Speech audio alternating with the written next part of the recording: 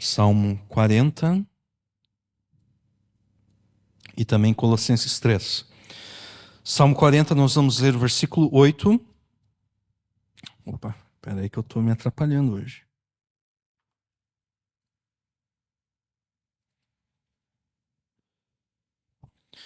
Salmo 40, nós vamos ler o versículo 8. Deleito-me em fazer a tua vontade, ó Deus meu, sim, a tua lei está dentro do meu coração. E em Colossenses 3, nós vamos ler o versículo 14. E sobre tudo isso, revesti-vos de amor, que é o vínculo da perfeição. Amém. Até aqui a leitura da palavra de Deus. O que o Salmo 40, verso 8, no qual Davi confessa sentir prazer, sentir alegria em fazer a vontade de Deus, exatamente porque a lei de Deus está dentro do seu coração. O que o Salmo 40, versículo 8, tem a ver com Colossenses 3,14, onde Paulo ordena que os cristãos revistam-se com o amor. O que um verso tem a ver com o outro? O que a lei de Deus tem a ver com o amor que Deus ordena na sua palavra? Se você não sabe o que a lei de Deus tem a ver com o amor de Deus, você é culpado de cometer um dos piores erros ao ler e interpretar a Escritura. Um dos piores erros que nós podemos cometer ao ler e interpretar a Escritura chama-se exegese.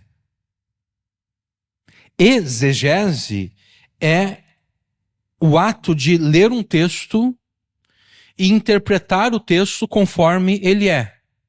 Trazer para fora aquilo que o texto está dizendo. Isso é exegese.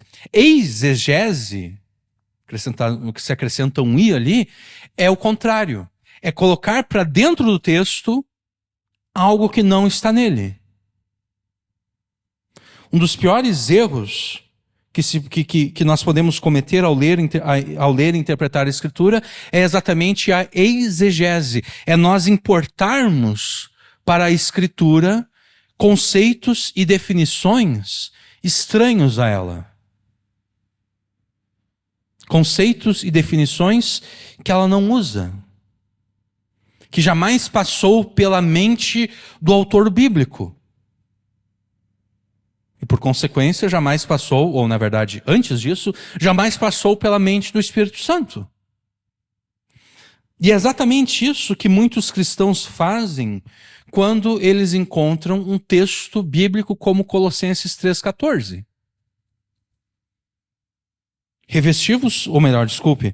Sobre tudo isso, revesti-vos de amor. Os crentes leem isso e eles assumem que o amor do qual Paulo está falando aqui é o mesmo amor que nós falamos na cultura ao nosso redor. O amor do qual Paulo está falando aqui é o mesmo amor que é retratado em novelas, filmes, seriados. É o mesmo amor do qual as pessoas falam nas redes sociais.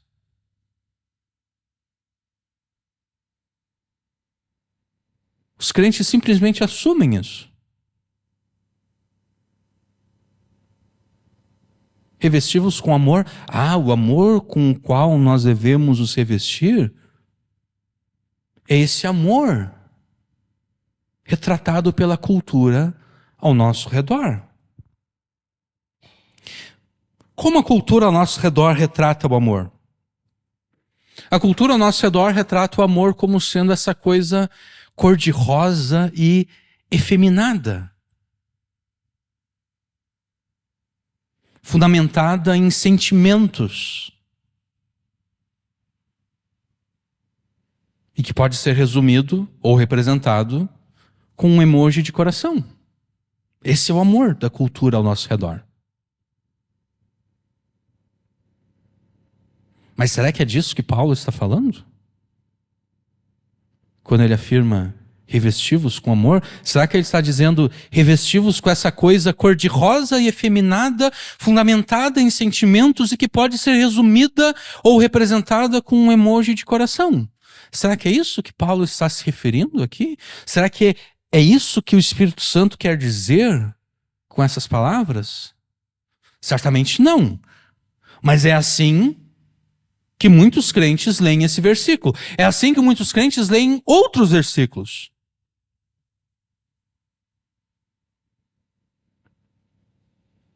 Amar a Deus acima de todas as coisas. Amar a Deus é essa coisa cor-de-rosa, ter essa coisa cor-de-rosa com relação a Deus. Essa coisa efeminada com relação a Deus. Fundamentada em sentimentos. Então, a prova do meu amor por Deus é as lágrimas que eu derramo quando eu penso em Deus. A prova do meu amor por Jesus são as lágrimas que eu derramo quando eu estou cantando canções de amor a Jesus. Porque, afinal de contas, amor é essa coisa cor-de-rosa, efeminada, fundamentada em sentimentos.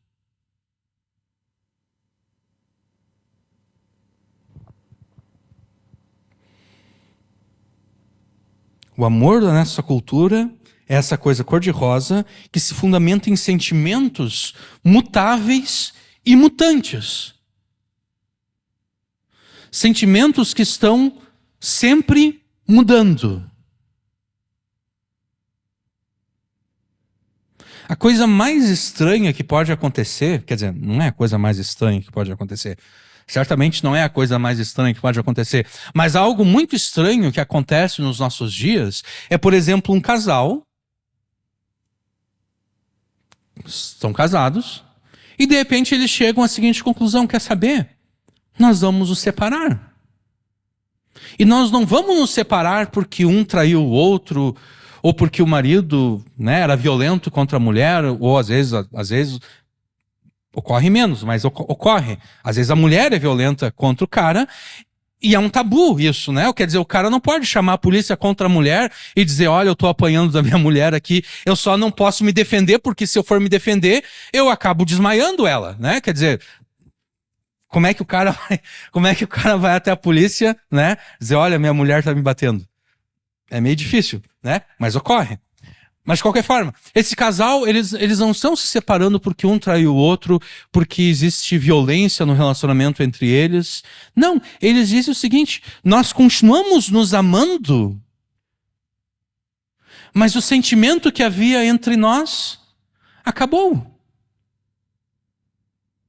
Então não faz sentido continuarmos casados. Isso é algo ridículo. Esse é o amor fundamentado em sentimentos mutáveis e mutantes. Sentimentos que mudam. Hoje eu gosto de ti, amanhã eu não gosto mais de ti, e eu não quero mais estar casado contigo.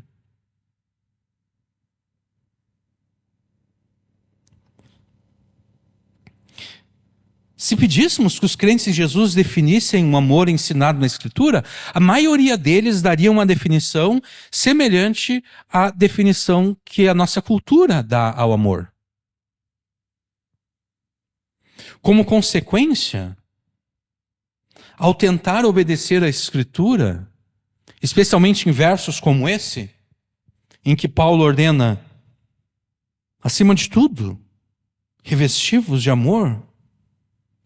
Quando os crentes tentam obedecer esse versículo aqui, tendo como conceito de amor o mesmo amor retratado na cultura, o que ocorre é que esses crentes, eles se tornam tão pecadores quanto os incrédulos que seguem a cultura, e às vezes mais pecadores do que os próprios incrédulos. E eu poderia dar para vocês muitíssimas provas, eu só vou dar uma prova disso. Alguns meses atrás, um pastor chamado Lucinho Barreto viralizou. Ele estava pregando na Igreja Batista da Lagoinha, lá em Minas Gerais, ele estava pregando, ele estava ensinando um tema importante. Educação de filhos, como criar filhos nessa cultura que cada vez mais odeia a Jesus. E ele estava se apresentando como um exemplo de pai cristão a ser imitado pelos demais pais cristãos que estavam ouvindo. E ao se apresentar como exemplo de pai cristão, ele diz: eu beijo a minha filha na boca. Isso viralizou, e inclusive os incrédulos. Peraí, como assim tu beija a tua filha na boca? Ele reclamou que a fala dele foi tirada do contexto. Tudo bem, a fala dele pode ter sido retirada do contexto. A questão é, em qual contexto essa fala faz sentido? Né? Em qual contexto faz sentido um pai afirmar ser bom, desejável, beijar a sua filha? Não um beijo na bochecha, na testa, não. Beijar a sua filha sensualmente na boca. E a ironia trágica disso tudo, ou a trágica ironia, é que o líder da Igreja Batista da Lagoinha, André Valadão, que se apresenta como defensor da família, daí a ironia trágica, ele não afastou esse pastor do ministério. Não, nós defendemos a família. Que tipo de família tu defende? Ah, eu defendo o tipo de família em que o pai beija a filha na boca. Ah, tá bom. Isso é o resultado de assumir o amor do mundo.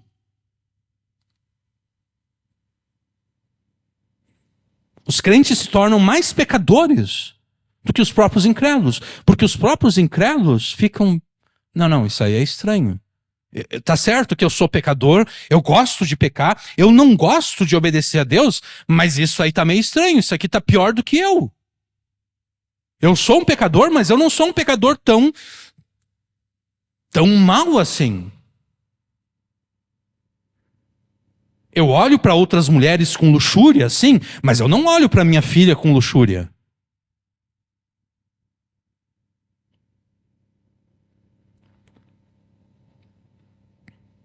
Esse é apenas um dos muitos casos com o qual nós poderíamos exemplificar o resultado trágico da prática da exegese, que é importar para a Escritura definições e conceitos estranhos a ela.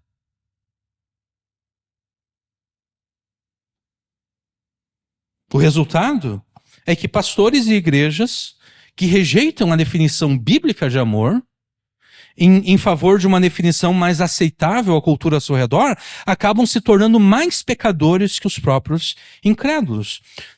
Só Deus, algumas pregações atrás, eu afirmei o seguinte: Deus é o criador de todas as coisas, né? E como criador de todas as coisas, ele tem a prerrogativa de determinar como a criação dele deve funcionar. Porque essa é a prerrogativa de qualquer criador. Né? Qualquer pessoa que cria algo, ela tem a prerrogativa de dizer: olha, isso que eu criei só pode ser usado dessa forma. Dessa forma que não pode ser usado, porque se for usado dessa forma vai dar errado. Né? E eu me lembro, o exemplo que eu dei foi o seguinte: a pessoa compra uma televisão e ela quer que a sua televisão funcione debaixo d'água. E ela tenta. Ela liga a televisão debaixo d'água e, obviamente, a televisão não vai funcionar. A pessoa vai ligar para reclamar: olha, eu comprei a televisão novinha em folha, eu fui operar ela debaixo d'água e não deu certo. A pessoa do outro lado vai dizer: mas é claro que não deu certo. Nós não criamos essa televisão para ser operada debaixo d'água. Nós criamos essa televisão e nós temos a prerrogativa de dizer como ela deve ser operada, como ela pode ser usada. Ela só pode ser usada nessas e nessas circunstâncias.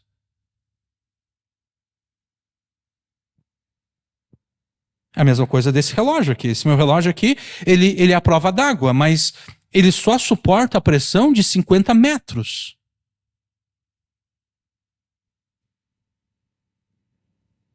uma coluna maior de 50 metros de água, a vedação que ele tem não vai mais funcionar, porque é muita pressão, ele não vai aguentar, a água vai penetrar dentro do mecanismo. Né? Então, eu posso molhar eu posso tomar banho com esse relógio, eu posso na piscina com ele, eu posso inclusive ir na praia. Mas se eu por acaso quiser que ele opere numa profundidade maior do que 50 metros, eu estou indo contra as determinações de quem criou esse relógio. Deus é a mesma coisa. Deus criou todas as coisas e ele tem a prerrogativa de determinar como as coisas são. Ocorre que o amor nem mesmo foi criado por Deus. Deus não criou o amor. Deus é amor. Né? Apenas Deus tem a prerrogativa de definir o que é amor, porque apenas Ele é amor. Ou seja, Deus é a própria definição do que é amor. E Deus define o amor como sendo a obediência à sua lei. E aqui a gente começa a entender o que Salmo 40, versículo 8, em que Davi afirma ter prazer na lei de Deus, ter alegria em obedecer a Deus, tem a ver com Colossenses 3,14, em que Paulo afirma revesti-vos com amor. Deus define o amor como sendo a obediência à sua lei. Por que essa definição? Bom, a lei de Deus não apenas revela a vontade de Deus, a lei de Deus revela a vontade de Deus, mas mais do que isso, a lei de Deus revela quem Deus é. A lei de Deus revela quem Deus é com respeito ao seu caráter. Então, quando a lei de Deus diz, não prestarás falso testemunho, além de nos informar, a lei de Deus, além de nos informar que Deus odeia a mentira, que Deus odeia os falsos testemunhos, a lei de Deus também nos informa que Deus é um Deus que nele mesmo odeia a mentira. Ele é um Deus no qual não existe mentira. Ele é um Deus no qual apenas existe a verdade.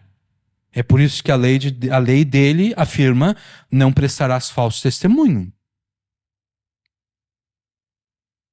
Quando a lei de Deus afirma ou ordena, não adulterarás, a lei de Deus está nos informando que é da vontade de Deus que exista fidelidade entre os relacionamentos humanos, especialmente relacionamento entre homem e mulher.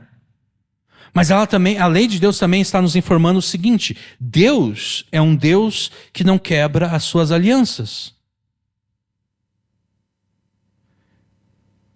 Ele não é infiel. Deus não adultera. E talvez parece a nós esse tipo de linguagem estranho, né? Deus adulterando. Ocorre que, especialmente nos profetas menores, Deus usa a imagem do adultério para se referir à infidelidade de Israel. Israel sendo infiel a Deus, é como se Israel estivesse adulterando com ídolos, com os deuses falsos. Deus não é o tipo de Deus que diz, vocês são o meu povo, e logo depois diz, não. Eu disse que eu ia amar vocês, mas eu vou amar outros. Não, Deus não adultera.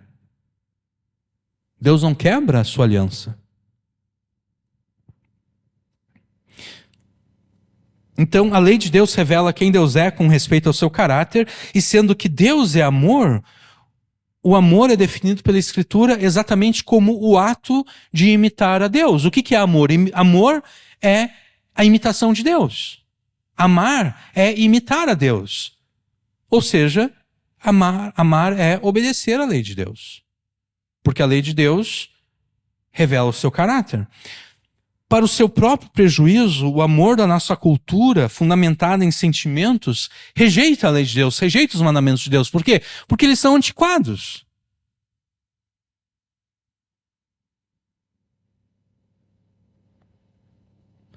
E é exatamente a lei de Deus que nos seus mandamentos condena a mentira, condena o engano, condena a traição, condena o adultério e os demais pecados que destroem os relacionamentos humanos.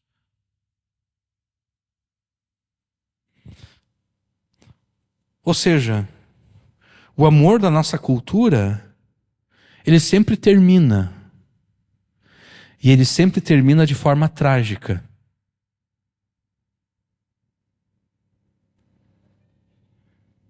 Ou por meio do adultério, na melhor das circunstâncias, aqui eu estou pensando, né, em um casal.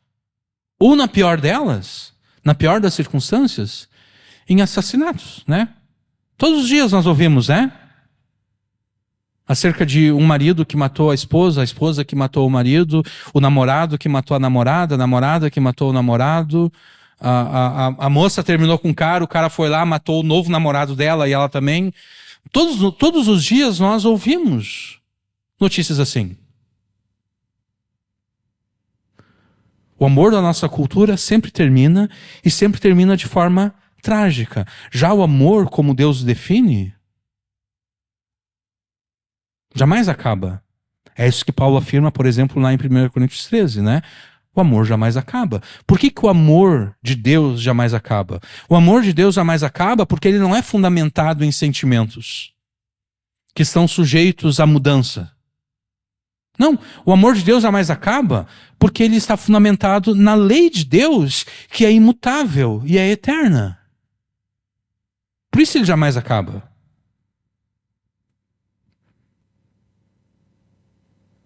De repente, aquele homem, ele já não tem mais os mesmos sentimentos que ele tinha por aquela mulher quando ele se casou com ela. Mas não importa. O amor que ele deve ter pela sua esposa não deve ser um amor fundamentado em sentimentos.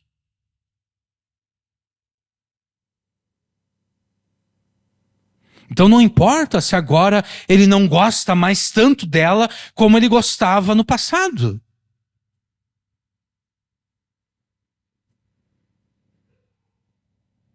Ele vai continuar casado com ela.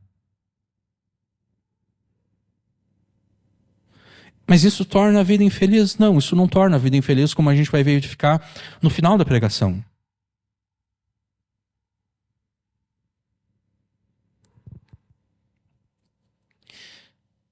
Isso significa que você não pode dizer que ama uma pessoa caso você não se relacione com ela conforme a lei de Deus te ordena.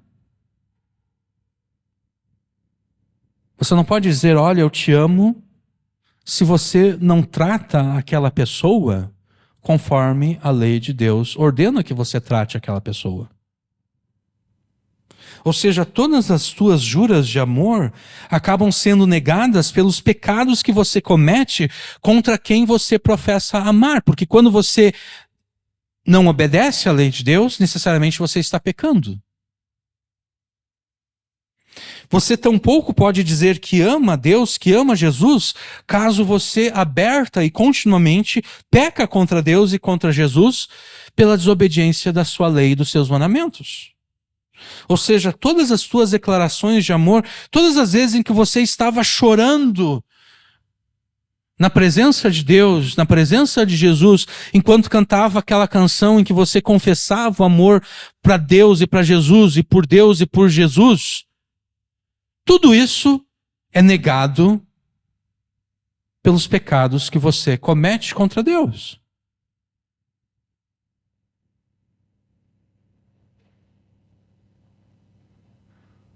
Então, só porque eu citei o exemplo antes, eu posso imaginar o pastor Lucinho Barreto, lá na igreja da Lagoinha, braços, mãos erguidas, chorando na presença de Deus, dizendo que ama Deus e ama Jesus, mas ele está negando esse amor quando ele está criando os seus filhos de um modo que causa escândalo até aos incrédulos.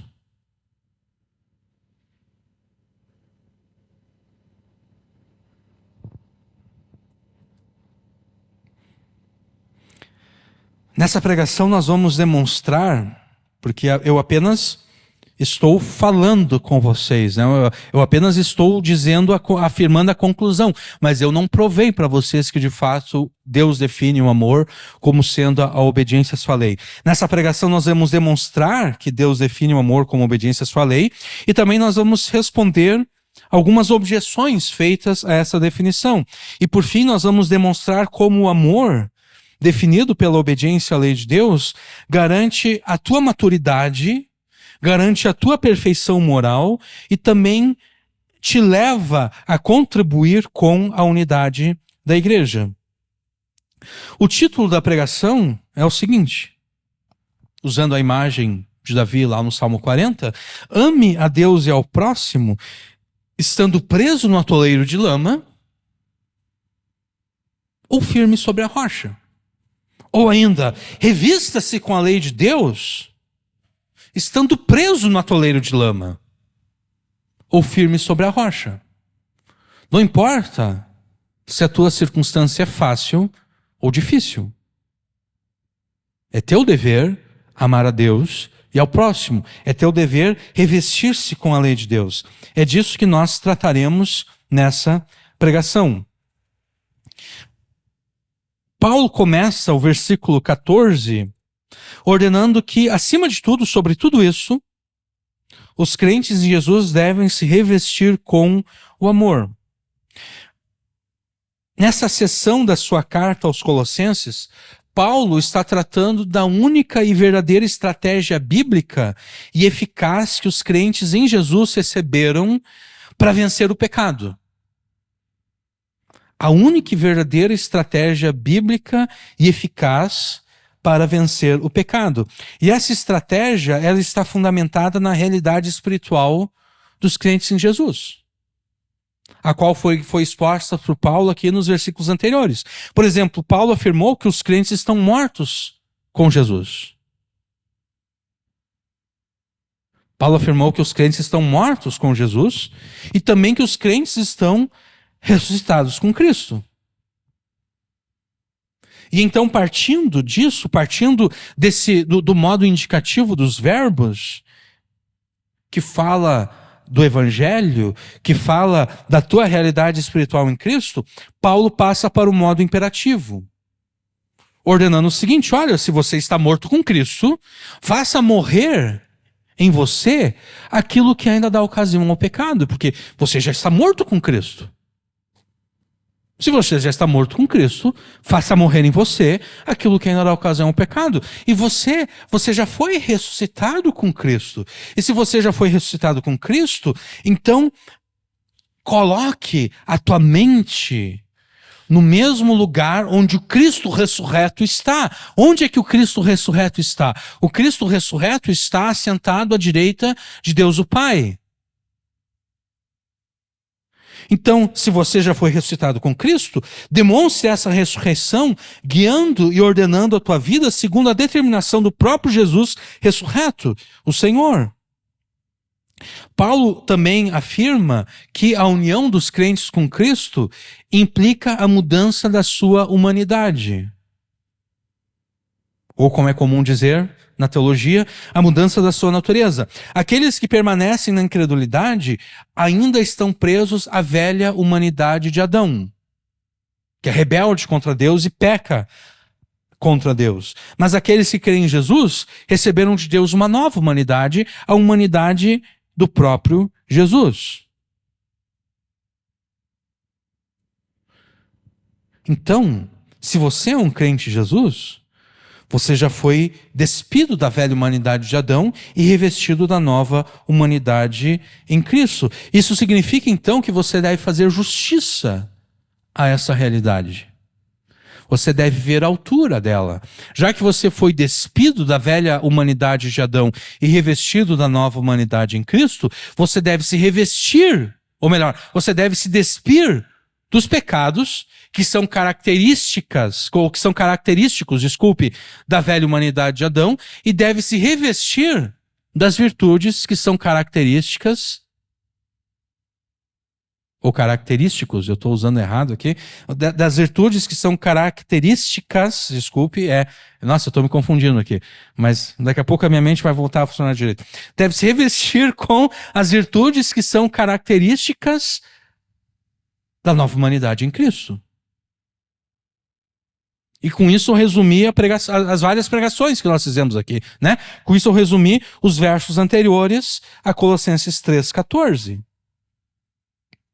As virtudes de Jesus devem substituir os teus pecados. Então, os exemplos que Paulo dá aqui, ele cita os pecados no versículo 8, na verdade ele cita pecados no versículo 5, né? Que são os pecados que ele diz que tu tem que fazer morrer tudo aquilo que dá ocasião a esses pecados. Então ele cita também pecados no versículo 8, dos quais você deve se despir, e ele cita as virtudes de Jesus no versículo 12, virtudes essas as quais você deve se revestir. As virtudes substituem os pecados. Essa é a estratégia bíblica para vencer o pecado. Não apenas parar com o pecado, mas substituir o pecado por uma virtude. Um exemplo clássico e fácil de entender se encontra lá em Efésios 4:28. Aquele que roubava, não roube mais. Antes trabalhe fazendo com as mãos o que é bom, para que tenha o que repartir com o que está passando necessidade. A generosidade se contrapõe ao roubo, ao assalto. Então aquele crente no passado, ele era um assaltante, ele era um ladrão. Ele não pode ser um ladrão de Cristo, né? Ele não pode ser como o Peixão lá no Rio de Janeiro, um traficante de Cristo, né? Um gangster de Jesus. Não. Se tu crê em Jesus, tu tem que cessar com os pecados que você cometia no passado.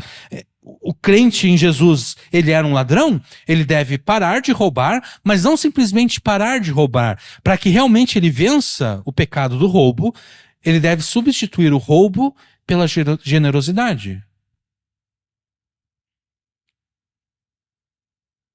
E então nós chegamos ao verso 14. Acima de tudo isso, sobre tudo isso, revesti-vos com o amor. Acima de tudo, o que exatamente? Acima das virtudes listadas no versículo 12. Versículo 12 diz: revesti-vos, pois, como eleitos de Deus, santos e amados, de entranhas de misericórdia, de benignidade, humildade, mansidão, longanimidade. Acima disso, acima dessas virtudes, tu deves se revestir dessas virtudes, mas acima delas, mais importante do que elas, é que você se revista de amor, é que você se revista com o amor. O amor de Deus é superior às virtudes listadas no versículo 12.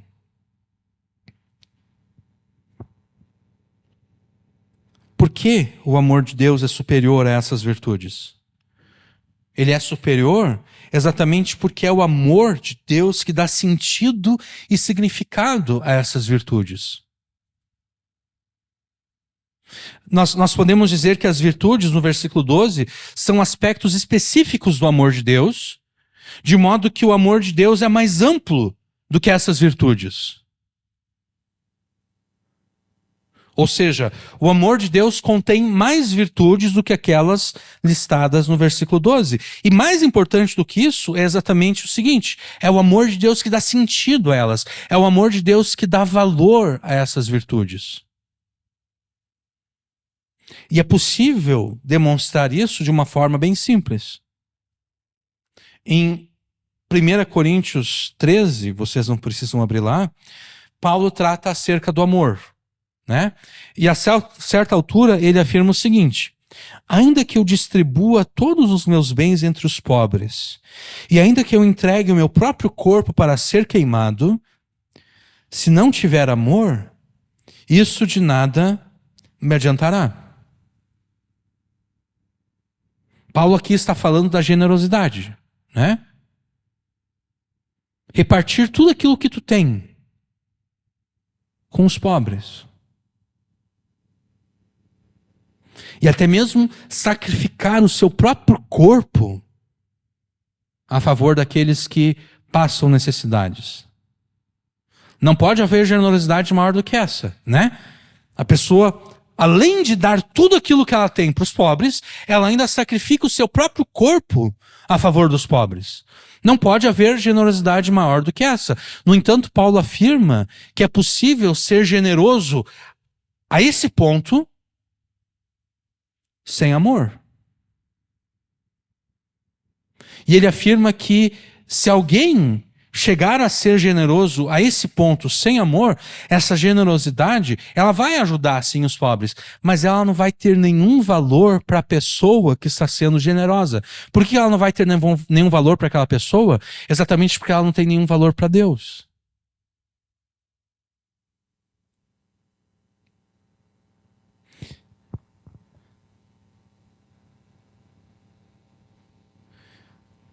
As pessoas são generosas, normalmente. Mas as pessoas não são generosas em função do amor de Deus. As pessoas são generosas porque, de repente, alguém está vendo a pessoa aqui pedindo para mim um prato de comida. E fica chato se aquela pessoa lá me observar negando um prato de comida para a pessoa que está passando fome.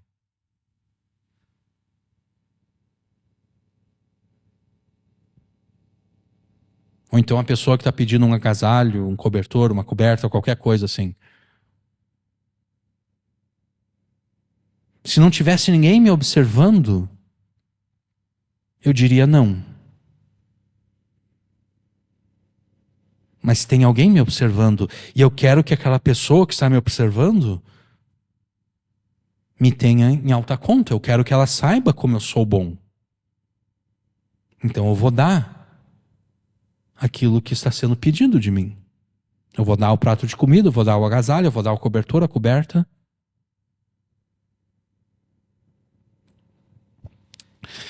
Esse tipo de generosidade graçou o Rio Grande do Sul, né? Nos últimos meses, com essas enchentes.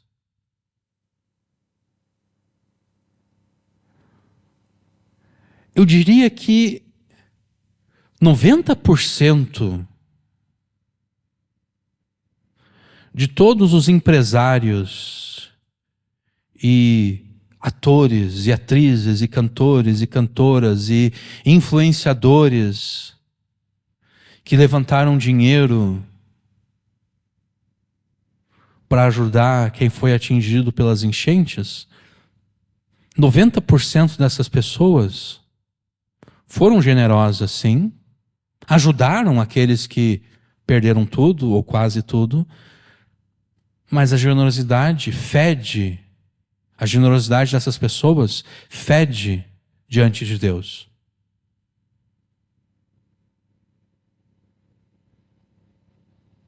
Porque elas não fizeram em função do amor de Deus. Elas fizeram porque elas queriam ser louvadas. Elas queriam usar a tragédia alheia para serem louvadas pelas pessoas. Olha como fulano de tal é bom.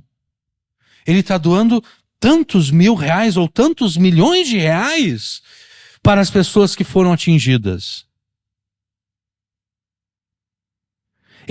Essa pessoa, no fim, ela é um tanto quanto... Existe uma certa psicopatia, né? A pessoa está usando a tragédia alheia para ser louvada. Sim, a generosidade ajuda quem está sofrendo. Mas não tem nenhum valor diante de Deus.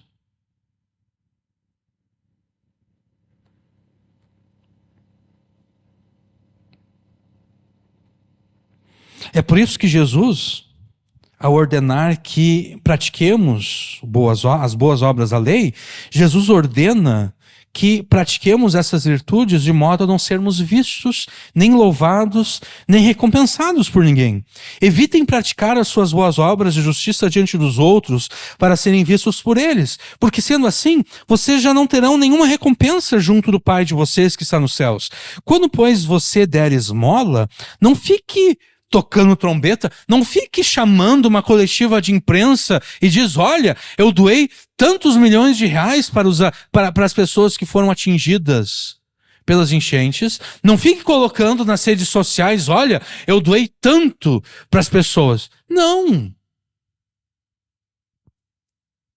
Quando, pois, você der esmola, não fique tocando trombeta nas sinagogas e nas ruas, como fazem os hipócritas para serem elogiados e louvados pelos outros. Em verdade, lhes digo que eles já receberam a sua recompensa. Mas ao dar esmola, que a tua própria mão esquerda não saiba o que a tua mão direita está fazendo, para que a tua esmola fique em secreto. E o teu Pai, que vem em secreto, te recompense.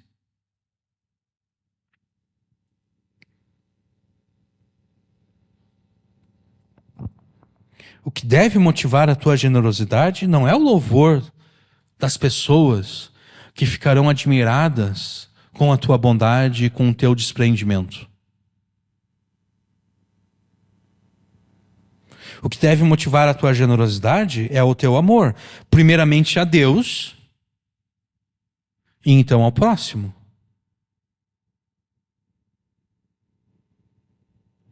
Porque você deve praticar as virtudes ordenadas por Deus na sua lei, não para a tua própria glória, mas para a glória de Deus. E o único modo de praticar as virtudes cristãs, as virtudes ordenadas por Deus na sua lei, para a glória de Deus, é tendo o amor a Deus e ao próximo como motivação de tudo o que você faz.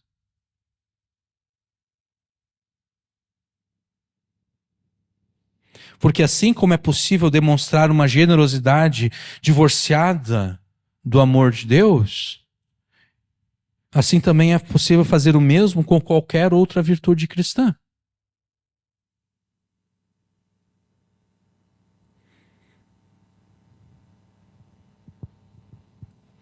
Paulo afirma, no entanto, lá em 1 Coríntios 13, que qualquer virtude desassociada do amor não tem sentido, não tem valor,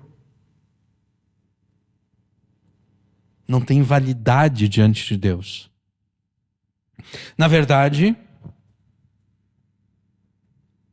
se não forem motivadas e movidas pelo amor a Deus e pelo amor ao próximo, as próprias virtudes se tornam pecado.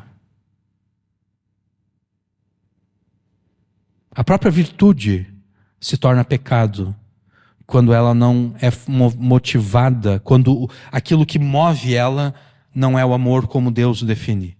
A própria virtude se torna pecado. Isso é fácil de demonstrar. Falar a verdade uns aos outros certamente é uma virtude ordenada por Deus na sua lei, né? Não prestarás falso testemunho. Deus é o Deus da verdade. Deus é um Deus que só fala a verdade. O diabo é o pai da mentira. Então, falar a verdade uns aos outros certamente é uma virtude cristã. É uma virtude ordenada por Deus na sua lei. No entanto, muitas vezes as pessoas falam a verdade não porque a verdade é o correto a ser dito. Elas falam a verdade porque elas querem machucar aquela pessoa. Talvez já fizeram isso com você, talvez você já fez isso com outras pessoas. Porque só porque algo é verdade, não quer dizer que aquela verdade deva ser dita, né? Nós conhecemos muitas verdades que não devem ser ditas.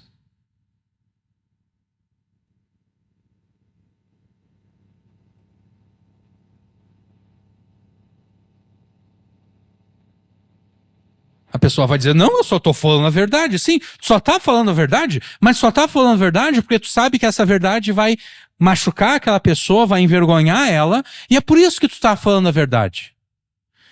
Se a verdade que você está falando não fosse machucar e envergonhar aquela pessoa, você muito bem falaria mentira.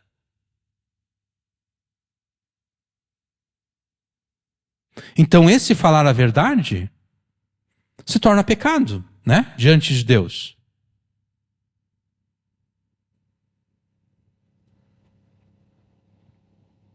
Você deve falar a verdade. Você deve falar até mesmo aquelas verdades que são difíceis de serem ditas. Mas você sempre deve falar a verdade, especialmente aquela verdade difícil, não porque você quer machucar alguém.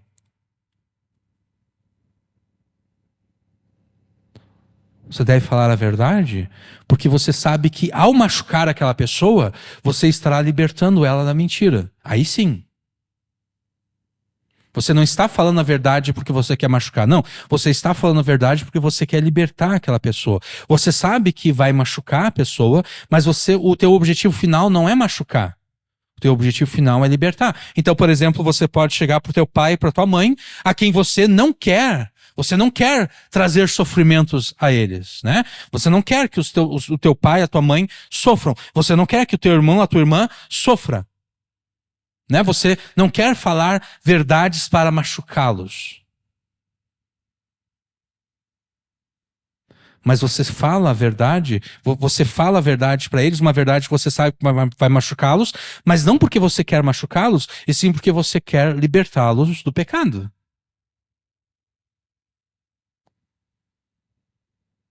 Aí sim, você não está simplesmente acusando a pessoa de pecado. Né? Mas tu é um mentiroso, tu é enrolão, tu é um traidor. Não, você está apontando o pecado da pessoa, não porque você quer machucá-la, mas porque você quer que ela se arrependa daquele pecado. Agora, quando você simplesmente fala a verdade porque quer machucar, esse falar a verdade tornou-se pecado aos olhos de Deus. Então, qualquer virtude ordenada pela lei de Deus, desassociada do amor que é a lei de Deus na sua completude, se torna pecado. Tá? E é exatamente por essa razão que Paulo afirma aqui que o amor é o vínculo da perfeição. Sobre tudo isso, revestivos de amor, que é o vínculo da perfeição. O grego, aqui na metade final do versículo 14, ele é um tanto ambíguo. Tá? Ele pode se referir tanto às virtudes em si, ou seja, o amor é o vínculo de perfeição entre as virtudes, entre as próprias virtudes, é aquilo que vincula todas as virtudes, é aquilo que traz união a todas essas virtudes, é aquilo que dá sentido a elas, ou ele também pode estar afirmando o seguinte: o amor é o vínculo de perfeição entre aqueles que praticam essas virtudes. Ele pode estar dizendo tanto uma quanto outra coisa. E, na verdade, é melhor interpretarmos que Paulo foi ambíguo de propósito. É melhor entendermos que Paulo propositadamente está sendo ambíguo aqui, porque ele quer que nós entendamos ambas as coisas. Às vezes os autores bíblicos, eles são ambíguos propositadamente. Por exemplo, no Evangelho de João, quando João está escrevendo aquilo que se chama o prólogo do seu Evangelho, que são os primeiros 18 versículos do capítulo 1, ele diz que a luz, as trevas não compreenderam a luz. Se eu não me engano, a nossa versão diz as trevas não compreenderam a luz ou algo parecido. Outras versões dizem as trevas não puderam sobrepujar a luz. Por que essa diferença? A diferença é exatamente porque o verbo que João usa tem ambos os sentidos. Pode ser entendido como entender. Então as trevas não entenderam a luz, não compreenderam a luz, mas o verbo também pode ter o sentido de sobrepujar, vencer. As trevas não venceram a luz, não sobrepujaram a luz. Se João quisesse, o João ali está sendo ambíguo de propósito, porque ele quer afirmar as duas coisas. As trevas não compreenderam a luz. Mas essas trevas que não compreenderam a luz, elas também não sobrepujaram a luz. Elas também não venceram a luz. A luz não foi derrotada pelas trevas que não a compreenderam. Então, muitas vezes, os autores bíblicos, eles são ambíguos propositadamente, porque eles querem que o leitor entenda não apenas um aspecto daquilo que ele está dizendo, mas o todo que ele está afirmando aqui. Então, é por isso que na minha tradução aqui de Colossenses 3,14, eu traduzi da seguinte forma: acima de todas essas virtudes, porém, revesti-vos com o amor, pois é o amor que dá significado a todas as virtudes, e é o amor que une a vós todos pela produção da perfeição moral e da maturidade em vós. Obviamente, eu tenho eu não sou uma sociedade bíblica, então eu não estou limitado pelo espaço numa página de papel, né? Se todas as sociedades bíblicas fossem fazer traduções amplas de todas as possibilidades que aquele versículo ali tem de significado, as Bíblias que muitos dos crentes já acham grandes demais para ler seriam ainda maiores, tá?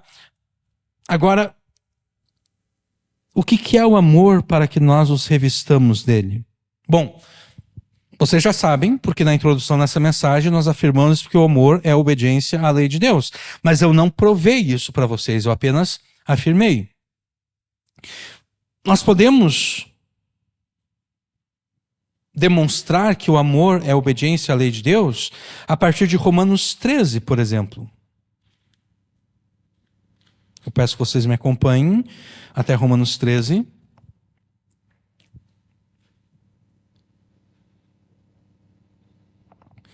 E nós vamos ler a partir do versículo 8. A ninguém devais coisa alguma, a não ser o amor com que vos ameis uns aos outros, porque quem ama aos outros cumpriu a lei. Com efeito, não adulterarás, não matarás, não furtarás, não darás falso testemunho, não cobiçarás, e se há algum outro mandamento nessa palavra, ele se resume: amarás ao teu próximo como a ti mesmo.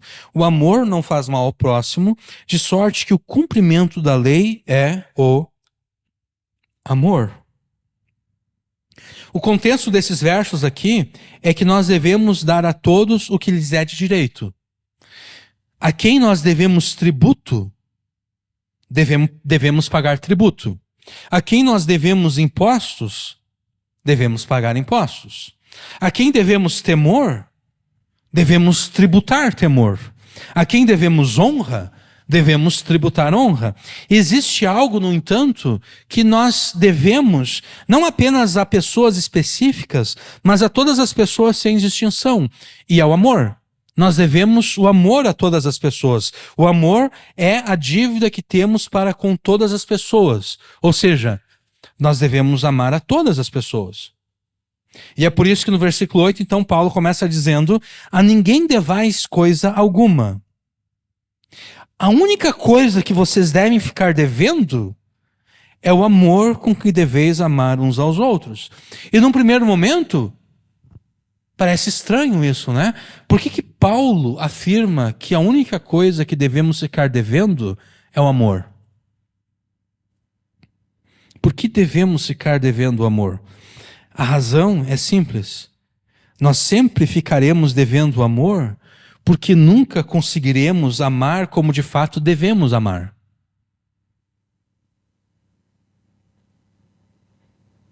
Dizendo de uma outra forma, você hoje cumpriu, você hoje obedeceu a Deus. Você foi fiel a Deus. Você amou todas as pessoas com quem você se relacionou hoje. Todas as pessoas com as quais você falou hoje, com as quais você tratou, você as amou. Você as tratou conforme a lei de Deus. Mas você poderia ter feito um trabalho melhor em amá-las. Você ficou... O teu amor ficou aquém do que deveria ser.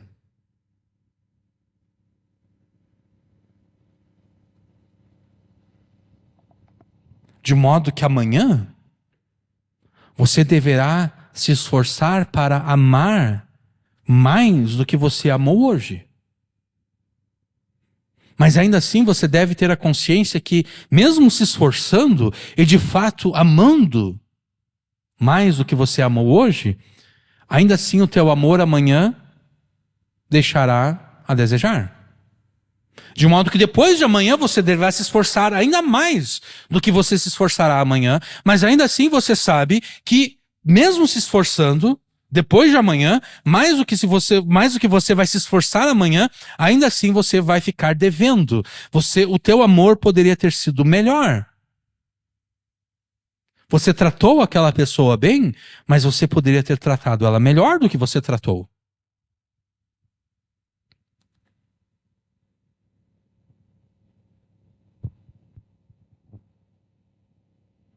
Você fez tudo conforme Deus ordena, mas você poderia ter feito melhor. É por isso que Paulo afirma que você sempre vai ficar devendo o amor. No sentido de que você sempre deverá se esforçar para amar as pessoas de uma forma superior ao dia anterior.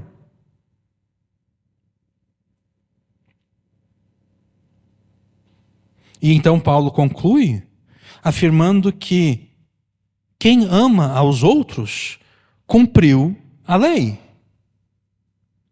Quem ama obedece à lei. E obviamente que Paulo, quando Paulo fala da lei, ele não está falando da lei romana. Não, ele está falando da lei de Deus. Dos 10 mandamentos e, na verdade, de todos os mandamentos de Deus. Não apenas os 10, mas todos. Lamartine Pozzella, um pastor conhecido, especialmente na internet, talvez ele tenha mudado de opinião, mas teve uma ocasião em que eu ouvi ele interpretando esse verso aqui de forma errada. Ele afirmou o seguinte, e o que ele afirmou, na verdade, é o que normalmente se afirma por aí, que é errado, tá? Eu estou citando apenas ele porque ele é uma figura mais conhecida, mas isso é algo comum. Ele afirmou o seguinte, ele afirmou que o amor substitui os mandamentos. O amor substitui a lei de Deus. Ele afirmou, literalmente, ele afirmou o seguinte, no Antigo Testamento Deus nos deu um sem número de mandamentos. E segundo a argumentação dele, é difícil de você obedecer, né? Porque imagina só, você tem uma lista de, se eu não me engano, são 600 e poucos mandamentos. Então você tem uma lista de mandamentos que você tem que sempre marcar ali, esse aqui, hoje eu obedeci esse mandamento. Marquei. Esse mandamento aqui, então quer dizer, você tem essa lista de 600 e poucos mandamentos que você tem que a todo momento tem que estar verificando essa lista para determinar se você obedeceu eles ou não. Então, no Antigo Testamento, Deus nos deu 600 e poucos mandamentos.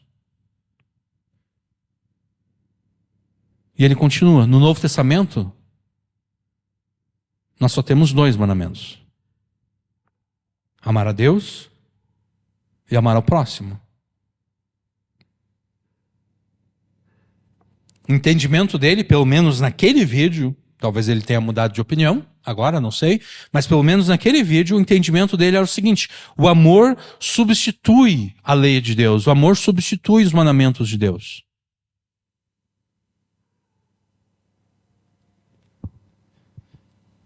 E como eu disse antes, essa conclusão errada, ela é comum nos nossos dias. No entanto, Paulo não está falando aqui que o amor substitui. E ele falou 2 mandamentos por quê? Né? Vários mandamentos no Antigo Testamento, 2 no Novo, por quê? Porque o amor é o quê? O amor a Deus, o primeiro, e amor ao próximo, o segundo. Né? Mas Paulo aqui não está tratando de substituição. Paulo aqui está definindo o que é amor. Ou seja, o duplo mandamento do amor, amar a Deus e amar ao próximo, não substitui a lei de Deus, não substitui os mandamentos da lei de Deus, não. Os 2 mandamentos do amor, eles eles resumem esses demais mandamentos. E o amor é definido por esses mandamentos. Porque, do contrário, não faz sentido Paulo agora no versículo 9 citar os mandamentos, alguns dos 10 mandamentos, né? Não adulterarás, não matarás, não furtarás, não darás falso testemunho, não cobiçarás. E se há algum outro mandamento, nessa palavra se resume, amarás ao teu próximo como a si mesmo. Quando Paulo cita 5 dos 10 mandamentos, Paulo, obviamente, por meio desses 5, quer dizer o seguinte, olha, o amor é definido por toda a lei de Deus. Você quer saber o que é amor? Amor é não ter outros deuses, além do Deus verdadeiro. Isso é amor. Você quer saber o que é amor? Amor é não tomar o nome de Deus em vão. Isso é amor. Você quer saber o que é amor? Amor é honrar pai e mãe. Amor é não roubar, não adulterar, e assim por diante. Isso é amor. Não cobiçar.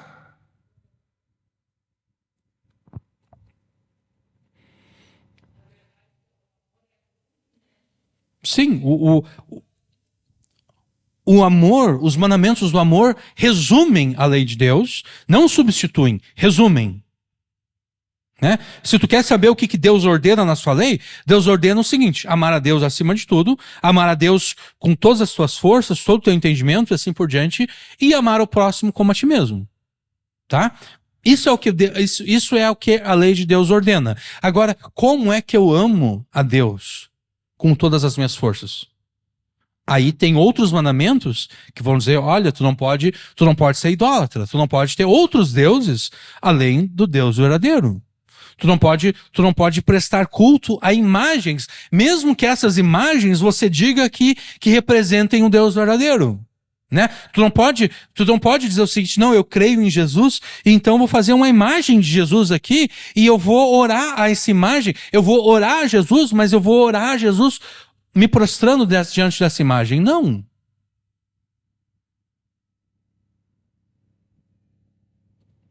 Então, o amor resume a lei de Deus e a lei de Deus define o que é o amor. Ou seja, para amar o próximo, você não deve adulterar com o cônjuge do próximo. E na verdade nem apenas isso. Não é apenas amar o cônjuge, não é apenas amar o próximo, cujo cônjuge você vai manter com cujo cônjuge você vai manter uma relação adulterina. Não, você deve amar o cônjuge do próximo. Você quer manter uma relação adulterina com esse aqui, mas você deve amar o cônjuge dele a ponto de não adulterar com o seu marido, com a sua esposa, mas também você também deve amar a pessoa com a qual você quer manter a relação. Você não pode conduzir essa pessoa ao pecado, porque é isso que você vai fazer caso você adultere com ela, né? Se um homem tem uma relação com uma mulher que não é a sua esposa, ele está conduzindo essa mulher para onde? Em direção ao pecado. Você deve amar essa mulher. E amar essa mulher não significa ter relações com ela, não. Amar essa mulher significa não conduzi-la em direção ao pecado. Amar essa mulher, na verdade, significa pregar o evangelho para ela, para que ela se arrependa dos pecados dela. Então, para amar o próximo, você não deve adulterar com o cônjuge do próximo, e você também não deve conduzir a pessoa com a qual você quer adulterar ao pecado. Você não deve matá-lo. Você não deve roubá-lo, você não deve mentir para ele ou acerca dele, e você não deve cobiçar nada do que pertence a ele. Uma das implicações do amor, então, é que quem ama não faz nenhum daqueles males que a lei de Deus condena como pecado. Versículo 10. O amor não faz mal ao próximo. Quem ama não faz nenhum daqueles males que a lei de Deus condena como pecado. De modo que amar é obedecer à lei de Deus, de sorte que o cumprimento da lei é o amor. Agora nós podemos extrapolar o que Paulo afirma aqui.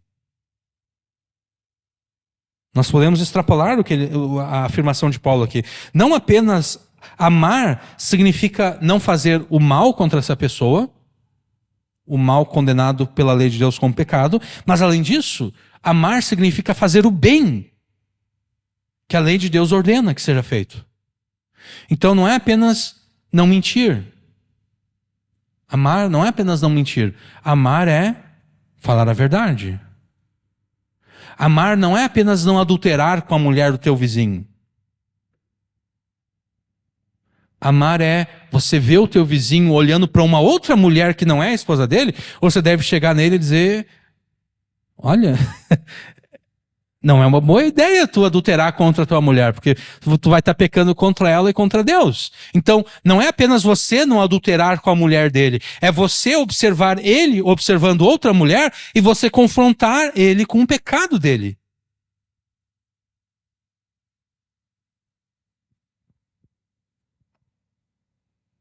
Amar é não roubar o teu vizinho, não fazer o mal de roubá-lo, mas também fazer o bem de ser generoso com ele quando ele estiver necessitando de alguma coisa.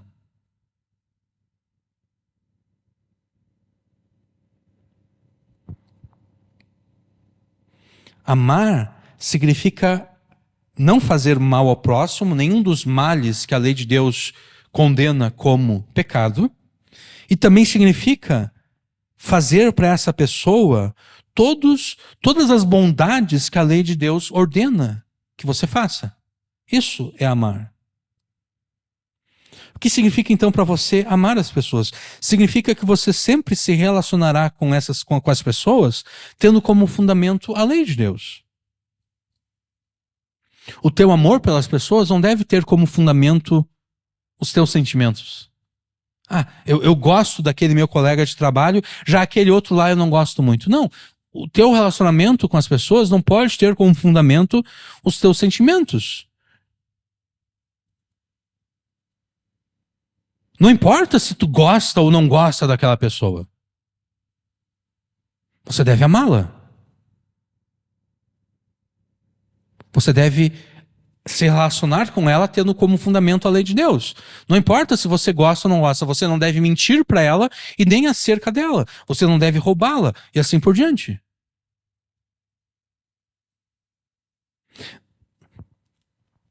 Não importa se aquela pessoa fez o mal para você no passado. Deus não requer que você goste dela.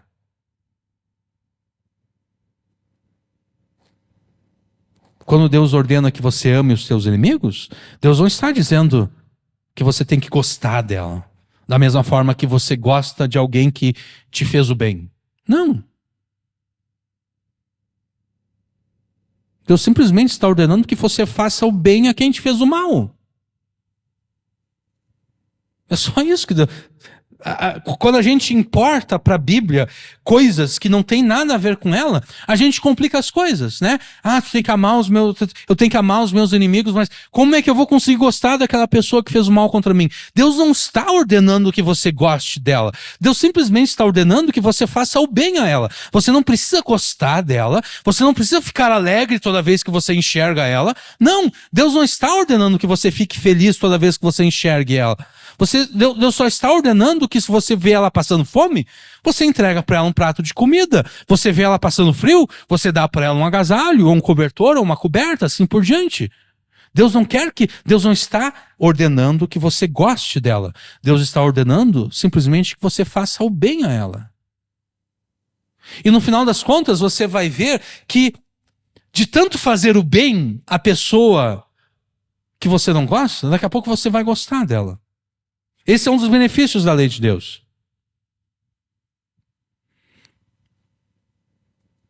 Você não gosta daquela pessoa porque ela te fez o mal. E você faz o bem a ela a contragosto. Você não queria dar o prato de comida, mas você dá o prato de comida. Você não queria fazer o bem a ela, mas você vai fazer o bem a ela, porque é isso que Deus te ordena. Você está fazendo a contragosto, mas está fazendo. Você vai fazer tanto isso, que daqui a pouco Deus vai colocar misericórdia no teu coração por aquela pessoa.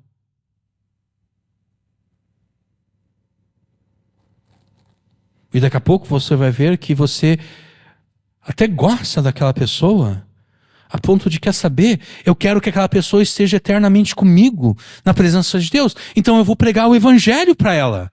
Para que ela não tenha que pagar eternamente. Ela fez um mal contra mim, mas eu não quero que ela vá para o inferno pelo mal que ela fez contra mim.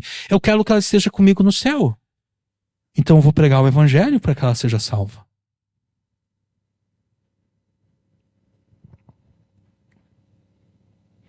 O amor, então, é a lei de Deus posta em prática. Isso é o amor. Amamos as pessoas quando nos portamos com elas do modo como a lei de Deus os ordena. Não fazendo o mal, e sim fazendo o bem. E como nós amamos a Deus e a Jesus? Da mesma forma. Obedecendo a lei de Deus, obedecendo os mandamentos de Deus. Isso fica claro, vocês não precisam abrir, mas isso fica claro uma leitura rápida do discurso de despedida de Jesus lá no Evangelho de João, nos capítulos 14 e 15. Jesus afirma o seguinte: se vocês me amam, vocês guardarão os meus mandamentos. Isso é João 14, 15. Aquele que tem os mandamentos e os meus mandamentos e os guarda, esse é o que me ama. E aquele que me ama será amado por meu Pai. Eu também o amarei e me manifestarei a ele. João 14, 21. Jesus respondeu: se alguém me ama, guardará a minha palavra. E o meu Pai o amará e viremos para ele e faremos nele morada. Quem não me ama, não guarda as minhas palavras. E a palavra que vocês estão ouvindo não é minha, mas o Pai que me enviou. João 14, 23 e 24. Como o Pai me amou, também eu vos amei, eu também amei a vocês. Permaneçam no meu amor. Como alguém permanece no amor de Jesus? Se vocês guardarem os meus mandamentos, permanecerão no meu amor. Assim como eu também tenho guardado os mandamentos de meu Pai, e no seu amor permaneço. João 15, versículos 9 e 10. Num contexto tão pequeno, que é o discurso de despedida de Jesus a seus discípulos, João 14, 15 e 16, e daí no 17 Jesus faz a sua oração sacerdotal. Num contexto tão pequeno, Jesus repete várias e várias vezes que amá-lo é obedecer os seus mandamentos. E a gente até poderia pensar que Jesus, aqui em João 14, 15, e Paulo em Romanos 13, a gente poderia pensar que eles estão inovando ao definir o amor como a obediência à lei e aos mandamentos de Deus. Mas, na verdade, não. Na relação de aliança que Deus estabelece com o seu povo, o amor sempre é definido como a obediência aos preceitos e estatutos da aliança, ou seja, a lei de Deus. Eu tenho alguns versículos aqui, mas nós não vamos lê-los em função do tempo. Mas, por exemplo, em Deuteronômio 6, versículos 1 a 5, em Deuteronômio 7, versículo 9, Deuteronômio 10, versículos 12 e 13, esses textos e outros demonstram que amar a Deus é obedecer os seus mandamentos. Então, como você ama? Como você ama a Deus? Como você ama ao próximo? Você amará a Deus e ao próximo obedecendo a lei de Deus em todos os seus aspectos e em todos os seus mandamentos. E daí surge uma objeção a essa definição. E a objeção, ela é mais ou menos, ela pode ser formulada mais ou menos da seguinte forma: como o amor pode ser a obediência à lei de Deus se existem textos, especialmente no Novo Testamento, que parecem ir contra a lei de Deus?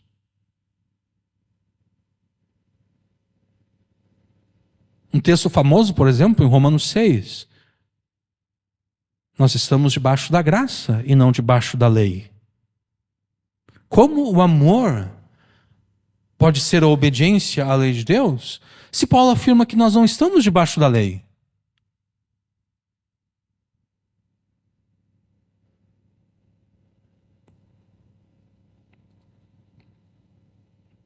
como o amor pode ser obediência à lei de Deus, em várias passagens, os escritores do Novo Testamento parecem desfazer da lei de Deus. Bom, para respondermos a essa questão, eu vou pedir que vocês abram comigo em 1 Timóteo, capítulo 1. 1 Timóteo, capítulo 1. Versículo 8. Sabemos, porém, que a lei é boa, se alguém usa dela legitimamente. A lei de Deus é boa desde que ela seja usada de forma legítima. O que, por implicação, indica que existem usos ilegítimos da lei de Deus. Então, sempre que nos parece que os escritores bíblicos estão se contrapondo à lei de Deus, na verdade, eles não estão se contrapondo à lei de Deus em si, eles estão se contrapondo aos usos ilegítimos da lei de Deus. Na história da igreja e na teologia cristã, os vários usos ilegítimos da lei, eles receberam a nomenclatura de legalismo. Então, no contexto das igrejas cristãs, no contexto da teologia cristã, quando alguém diz o seguinte, fulano de tal é legalista, o sentido é, fulano de tal está se apegando, está usando a lei de Deus de forma ilegítima. E o legalismo, ele pode ser, a gente poderia classificar de outras formas, mas o legalismo ele pode ser tanto farisaico quanto judaizante. O legalismo farisaico, farisaico vem de fariseus, né? Ele enfatizava muito mais os aspectos exteriores da lei de Deus do que os aspectos interiores da lei de Deus. É por isso, por exemplo, que Jesus critica os fariseus dizendo o seguinte, vocês são como sepulcros caiados. Por fora, são bonitos e belos. Mas por dentro está cheio de morte. Por quê? Porque eles enfatizavam o aspecto externo. Eles não se preocupavam com a questão interna da lei de Deus. Mas além disso, na verdade, eles invertiam a prioridade dos mandamentos da lei de Deus. Por exemplo, Jesus em Mateus 23, versículos 23 e 24, afirma o seguinte, ai de vós, escribas e fariseus hipócritas. Por que eles são hipócritas, Jesus? Jesus responde, eles são hipócritas porque eles dão dízimo da hortelã, do endro e do cominho, mas ao mesmo tempo eles omitem o que há de mais importante na lei, que é a justiça, a misericórdia e a fidelidade. Eles deveriam fazer essas coisas sem omitir aquelas. Guias cegos, vocês coam um mosquito, vocês se importam com aquilo que é de mínima importância, mas engolem um camelo. Vocês invertem a prioridade dos mandamentos da lei de Deus. Vocês dão muita importância àqueles mandamentos que são pequenininhos, vocês estão coando o mosquito. Ah não, essa água aqui está suja, está cheia de, né? Passar ela no coador para ver se tira as sujeiras daquela água ou daquele leite. Eu, por exemplo, quando eu vou fazer café com leite, eu não gosto da nata, aquela nata que forma em cima do leite, eu não gosto daquilo. Eu tenho, na verdade, nojo daquilo. Se eu vou esquentar o leite, eu pego e sempre uso o coador, porque eu quero tirar qualquer nata do meu café. Eu não gosto de nata no meu leite. Então, eu vou usar o coador, né? Eu estou coando ali a nata do leite. Os fariseus, eles coavam mosquito. Eles pegavam as coisas que tinham menor importância na lei de Deus e eles ficavam coando. Ah, não. A gente tem que obedecer esse mandamento. Mas os mandamentos mais importantes, segundo Jesus, a justiça, a misericórdia, a fidelidade, esses camelos eles engoliam. Eles não eram justos, eles não eram misericordiosos e eles não eram fiéis. E eles não estavam nem aí. Eles engoliam os camelos da injustiça, da falta de misericórdia e da infidelidade, mas eles ficavam coando o mosquito do dízimo. Ah, tem que ser dizimista fiel. Jesus diz, vocês deveriam fazer tudo.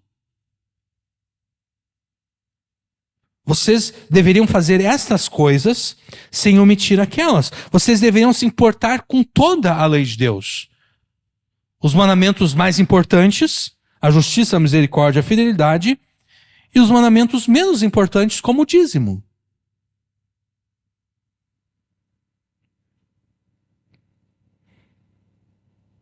Eles se preocupavam excessivamente com questões secundárias, negligenciando o mais importante.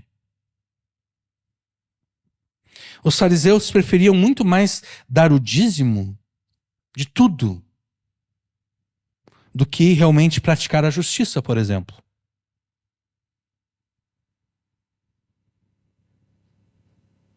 Eles não praticavam a justiça. Eles enganavam as pessoas, eles obtinham lucro a partir daquele engano. E daí eles diziam, não, mas eu obtive um lucro injusto. Eu enganei aquela pessoa, eu trapaceei ela, eu ganhei mais dinheiro do que era justo eu ganhar, mas eu vou dar o dízimo desse dinheiro. Não, eu sou dizimista fiel. Percebe a inversão de valores?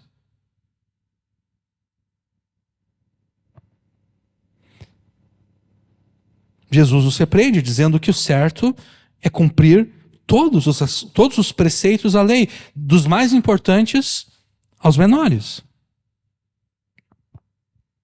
O legalismo farisaico, ele também não estava preocupado em obedecer à lei de Deus para a glória de Deus. Eles estavam preocupados em usar a lei de Deus para serem louvados pelas pessoas. Então, naquele mesmo contexto onde nós lemos antes Jesus falando acerca da generosidade, né? Jesus também fala o seguinte, olha, quando tu for orar a Deus, não fica espalhando para as pessoas que tu vai orar a Deus. Não ora a Deus de forma pública, porque é assim que os fariseus fazem. Quando tu fores jejuar, fazer um jejum, não fica colocando no Facebook, no Instagram ou qualquer outro lugar, ó, irmãos, eu estou me preparando aqui para 40 dias de jejum. Não! Quando alguém coloca assim, ó, estou me preparando para jejuar por 40 dias ou por 10 dias, essa pessoa não está jejuando para Deus. Ela está jejuando para si e para outras pessoas. Ela quer que as outras pessoas saibam o que ela está fazendo.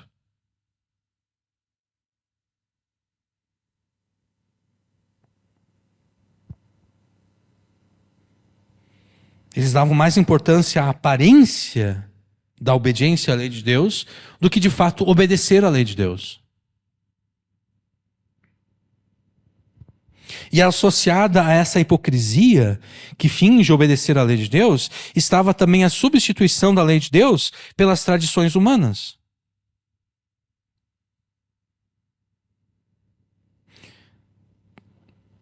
Muitas vezes nós entendemos Mateus capítulo 5 de forma errada. Quando Jesus diz, ouviste o que foi dito aos antigos, eu porém vos digo, normalmente nós pensamos que Jesus está contradizendo Moisés, que Jesus está contradizendo a lei de Deus. Mas não é isso que Jesus está fazendo. Jesus está contradizendo a tradição dos antigos que substituiu a lei de Deus. E na verdade Jesus está purificando a lei de Deus das tradições dos antigos, que eram tão respeitadas pelos fariseus. E na verdade, como eles queriam dar a impressão de que obedeciam a Deus, eles substituíram a lei de Deus pela sua tradição. Então, numa determinada passagem, os fariseus, eles perguntam para Jesus, Jesus, por que os teus discípulos estão comendo sem lavar as mãos? E Jesus retruca, e por que vocês substituem a lei de Deus pela tradição de vocês? Porque a lei de Deus diz, honra pai e mãe. Mas vocês dizem, qualquer pessoa que consagrar os seus bens a Deus, essa pessoa está desobrigada a honrar seu pai e a sua mãe. A pessoa que consagrar os seus bens a Deus, ela está desobrigada de cuidar do seu pai e da sua mãe na velhice deles. Vocês estão tão preocupados porque os meus discípulos não seguem a tradição de vocês? Não comendo sem lavar as mãos? A questão não é essa. A questão é por que vocês substituíram a lei de Deus pela tradição de vocês. Essa é a questão. Porque o que é que dá mais status espiritual a alguém? Cuidar do seu pai e da sua mãe na velhice deles? Ou consagrar os seus bens a Deus? O que dá mais status é consagrar os seus bens a Deus, né? A pessoa vai poder dizer, olha, tudo que eu tinha eu dei para Deus. Está a serviço de Deus. Todos os meus bens, todo o meu dinheiro, todos os meus recursos está a serviço de Deus. Essa pessoa certamente terá um status maior do que aquela que diz, eu estou cuidando do meu pai e da minha mãe, que são idosos agora. Né? Então, como o objetivo deles era dar a impressão de obediência à lei de Deus e não de fato obedecê-la, eles usaram a tradição deles para desfazer do mandamento de Deus. Aquele que consagra os seus bens não precisa honrar seu pai e sua mãe.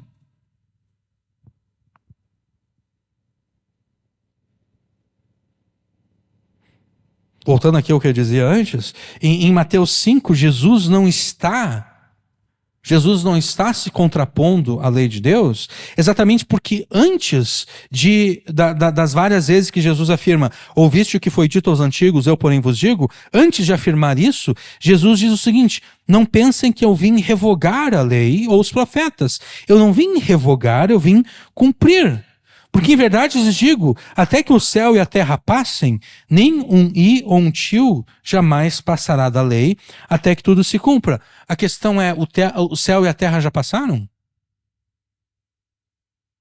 A terra sobre a qual nós andamos e o céu para o qual nós olhamos e que nos últimos dias está meio coberto com a fumaça que cobre o Brasil, mas de qualquer forma, a terra e o céu que nós temos agora é a mesma terra e o mesmo céu que existiam na época de Jesus? Sim. Então o céu e a terra ainda não passaram. Isso significa que a lei de Deus continua tendo validade, mesmo naqueles mandamentos menores.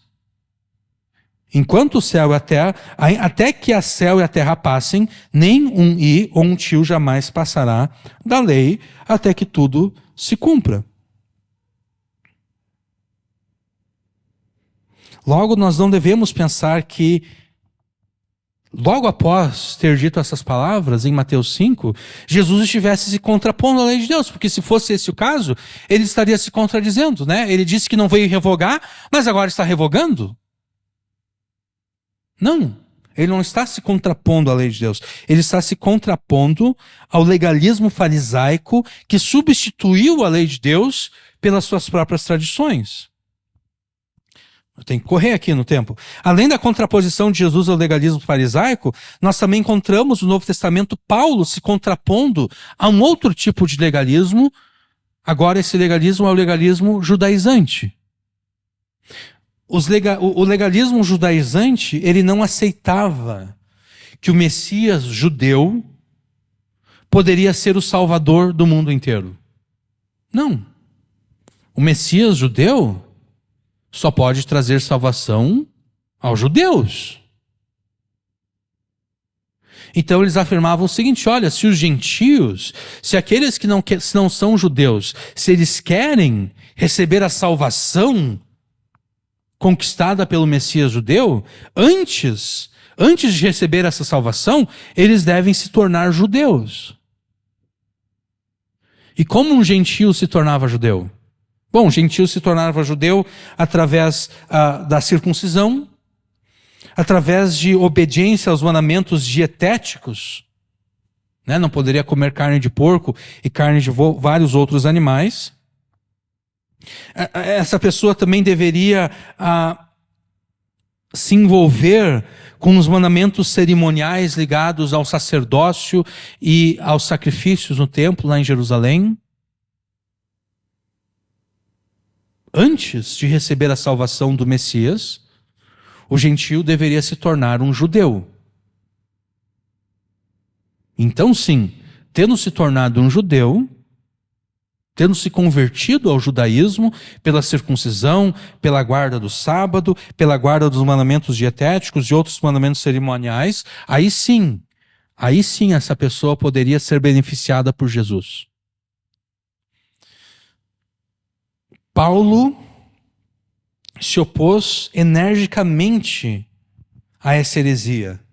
Paulo se opôs energicamente aos legalistas judaizantes. Eu teria alguns versículos para ler aqui, mas nós não vamos ler em função do tempo. Em Gálatas é a epístola em que Paulo se opõe a isso. Tá? Então, Gálatas 3, versículos 1 a 3, Gálatas 5, versículos 2 a 6 e outras passagens de Gálatas, Paulo se opõe a esse legalismo judaizante. Então, quando nesses versículos Paulo fala de forma contrária à lei, ele não está contradizendo a lei em si. Ele está contradizendo esse uso ilegítimo da lei, que desfaz de Jesus e do Evangelho. Né? Porque se a pessoa, antes de receber a salvação de Jesus, ela tem que se tornar judeu, então a salvação não é pela graça. A pessoa deve fazer algo antes para ser digna de receber essa salvação. Ela tem que se circuncidar e assim por diante. Então, quando Paulo, em Gálatas, em outros lugares, parece estar falando contra a lei, não, ele está se contrapondo a esse uso ilegítimo da lei. Associado a esse legalismo judaizante, a esse uso ilegítimo da lei, também está o conceito de maldição da aliança. A aliança de Deus com o seu povo promete bênção aos que são fiéis à aliança e maldição aos que são infiéis à aliança. Então, quando Paulo, em Romanos 6,14, afirma que nós estamos debaixo da graça e não da lei, o que ele está afirmando ali não é que a lei perdeu validade. O que ele está afirmando ali é que a maldição da lei não está mais sobre os crentes. Por quê? Porque agora nós estamos debaixo da graça. Enquanto não estávamos abrigados debaixo da graça de Deus, a maldição da lei pesava sobre nós. Nós estávamos debaixo da lei. E a maldição da lei pesava sobre nós. A graça de Deus se manifestou e nos livrou da maldição da lei. Mas com isso, Paulo não está dizendo que nós não temos que obedecer à lei. Porque o mesmo Paulo que escreveu Romanos 6, escreveu Romanos 13. Né? E Paulo não pode, num curto espaço de tempo, se contradizer dessa forma. Ele não pode, em Romanos 6, dizer, olha, nós não estamos debaixo da lei no sentido de que não devemos obedecer à lei, e logo depois, alguns capítulos depois, ele afirma, não, nós temos que obedecer à lei porque aquele que cumpre o mandamento ama. O amor é o cumprimento da lei. Não, ele não pode se contradizer num espaço tão curto de tempo. Na verdade, Paulo nunca se contradiz. E Paulo nunca se contradiz, não porque ele fosse um gênio teológico, não. Paulo nunca se contradiz porque o Espírito Santo nunca se contradiz. E por que o Espírito Santo nunca se contradiz? O Espírito Santo nunca se contradiz exatamente porque o Espírito Santo não é mentiroso. Toda contradição é uma mentira. Se existe uma contradição, existe mentira. É por isso que quando a polícia suspeita que você cometeu um crime, eles vão te interrogar várias e várias vezes. Por quê? Eles estão em busca de uma contradição.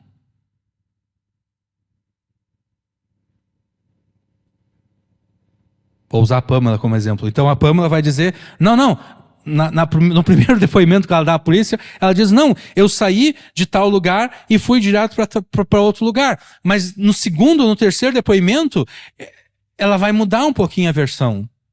Daí a polícia vai dizer, Pamela, tu acabou de te contradizer. Qual é a verdade? A verdade é o primeiro depoimento que tu teve ou o terceiro? Porque onde existe contradição, existe mentira. O Espírito Santo não se contradiz, porque contradição é mentira. E Deus é o Deus da verdade. Deus não é o Deus da mentira. Né? Então, como o Espírito Santo não se contradiz, Paulo não se contradiz, porque Paulo foi inspirado pelo Espírito Santo. As grandes besteiras que são praticadas por aqueles que se dizem crentes no Brasil e no mundo, se dá exatamente porque as pessoas assumem que existem contradições na Bíblia. Aqui Paulo diz que nós não estamos debaixo da lei, e logo depois ele afirma que nós devemos obedecer à lei. Paulo está se contradizendo. Não, ele não está se contradizendo. Ele não está se contradizendo porque Deus não é mentiroso.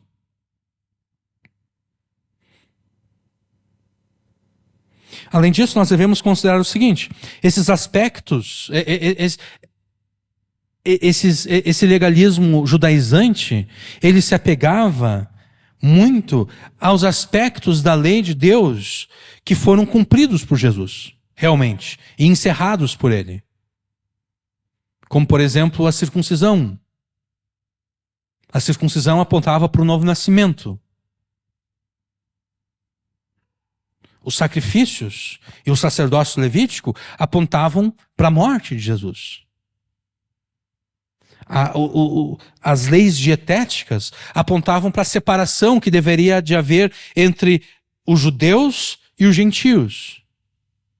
Os gentios eram aqueles que comiam carne de porco. Os judeus não. Os judeus não comiam carne de porco. Então, a separação entre judeus e gentios era tal que nem mesmo eles comiam o mesmo tipo de comida. Mas quando Jesus veio, Jesus declara puras todas as comidas. Jesus desfaz a inimizade que havia entre judeus e gentios, Paulo afirma em Efésios 2. De modo que esses mandamentos que demonstravam a separação entre judeus e gentios, não faz mais nenhum sentido eles continuarem em vigor. Porque Jesus desfez a inimizade que havia entre judeus e gentios, não há necessidade para que esses mandamentos permaneçam. O povo de Deus agora come todo tipo de comida que ele quer comer, porque Jesus declarou puras todas as comidas.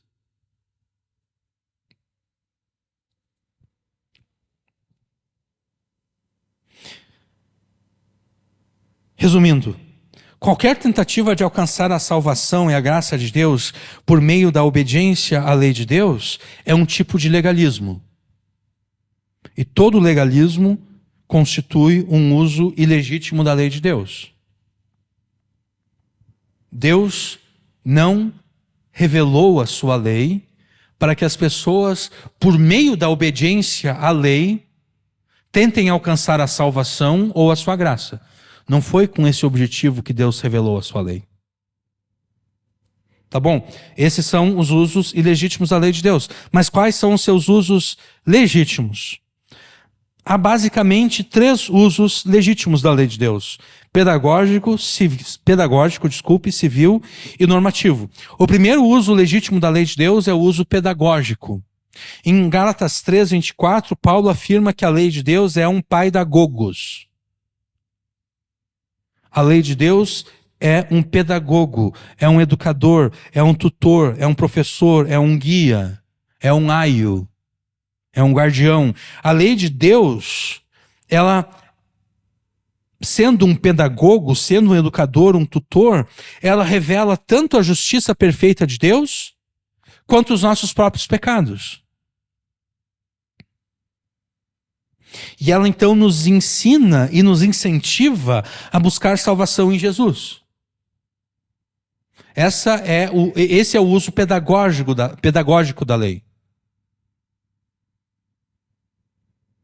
A lei revela a justiça de Deus, a santidade de Deus. A lei revela também os nossos pecados. E ao fazer isso, ela nos incentiva a buscar salvação em Jesus.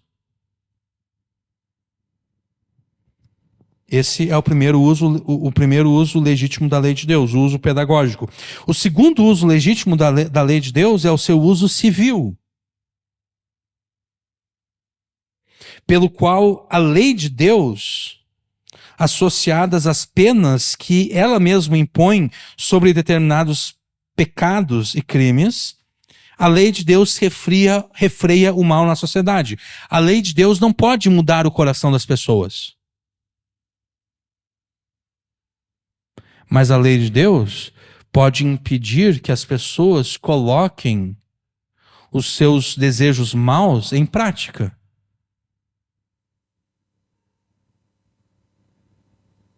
Então, por exemplo, a lei que ordena não matarás, ela não remove o ódio do coração da pessoa. Mas ela impede que a pessoa que tem o ódio no seu coração coloque em prática o seu ódio, matando quem ela odeia. O mandamento que diz não adulterarás, ele não tira o desejo pecaminoso do coração da pessoa. Mas ele leva a pessoa a considerar o seguinte: se eu adulterar, eu vou perder a minha família. Então eu não vou adulterar. E assim por diante. Esse é o uso civil da lei de Deus, para refrear o mal na sociedade. Esse uso civil, por exemplo, Paulo se refere a ele aqui mesmo em 1 Timóteo. Nós estamos aí em 1 Timóteo, né? 1 Timóteo, versículo 8.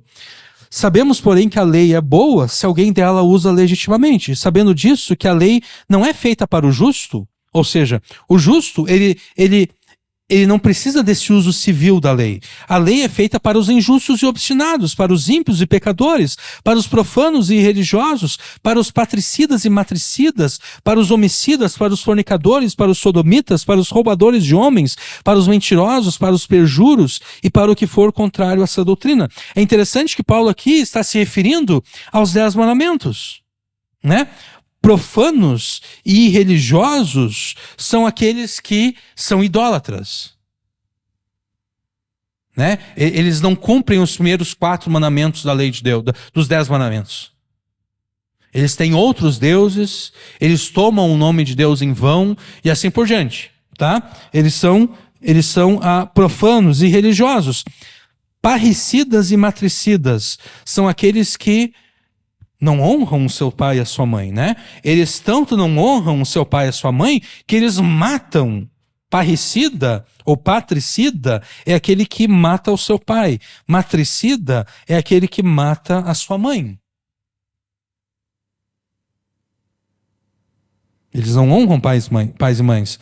Homicidas, não matarás. Fornicadores, não adulterarás. Sodomitas, o pecado do homossexualismo está incluído dentro do não adulterarás. Roubadores de homens, não roubarás. A pessoa aqui não apenas ela está roubando o bem da pessoa, mas ela está roubando a própria pessoa. Ela está sequestrando aquela pessoa para, mediante o sequestro, conseguir algum benefício. Para os mentirosos, para os perjuros, não dirás falso testemunho. A lei de Deus, conforme Paulo explica aqui em 1 Timóteo, pelo menos nesses versos aqui Paulo está explicando o uso civil da lei.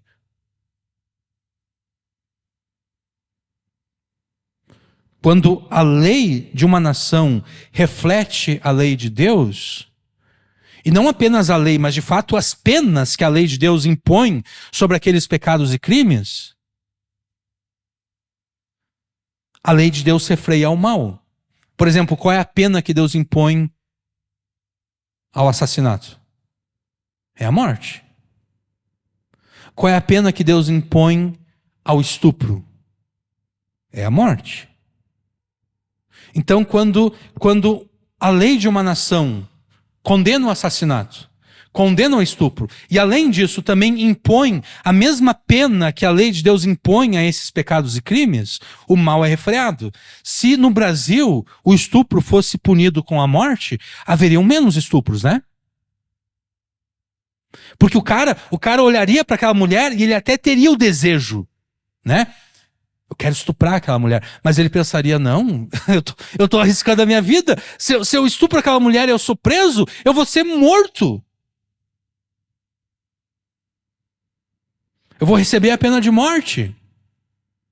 Eu odeio aquela pessoa, eu queria matar aquela pessoa. Mas não, eu não vou matá-la, porque se eu matá-la, se eu matar aquela pessoa e for preso, eu vou receber a pena de morte. Então, a lei de Deus associada às penas que essa mesma lei impõe sobre os pecados, refreia o mal na sociedade. Esse é o segundo uso legítimo da lei. O terceiro uso legítimo da lei é o seu uso normativo, pelo qual a lei de Deus oferece direção aos crentes sobre como serem santificados e viver de uma forma que agrada a Deus. Então, eu sou crente em Jesus e eu devo ser santificado. Como é que eu vou ser santificado? Não prestarás falso testemunho. Não roubarás, não cobiçarás, assim por diante. Como alguém se torna santo como Deus é santo? Obedecendo a santa lei de Deus. Então, 3 usos legítimos da lei. O uso pedagógico, que revela a justiça de Deus, revela o nosso pecado e nos leva a buscar salvação em Jesus. O uso civil, pelo qual a lei de Deus refreia o mal na sociedade. E o terceiro uso, o uso normativo, pela qual os crentes, ou pelo qual, né, porque é o uso masculino, pelo qual os crentes entendem como viver vidas santas, como viver vidas que agradam a Deus.